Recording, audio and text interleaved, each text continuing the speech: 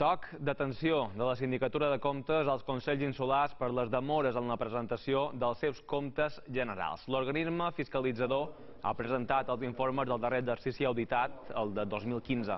En general no s'aprecien desgavells greus, tot i que la Sindicatura admet que té problemes d'impuntualitat amb els Consells de manera reiterada.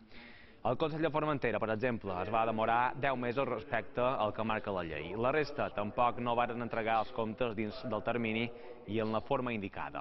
Davant l'interès dels diputats en aquesta qüestió, el síndic major ha suggerit canvis legislatius que els permetin sancionar els qui no compleixin amb els terminis.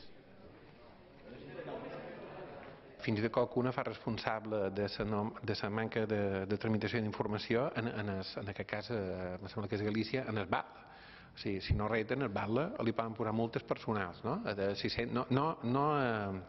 el municipi, en el BAL. Per tant, si no reten, el BAL la paga. No, jo no estic donant idees, aquí només dic que hi ha comunitats autònomes que ho fan així i la llei aquí arriba fins a un punt, però després diu, bueno, doneu compte, i aquí ens hem aturat. Per tant, una modificació de la llei facilitaria això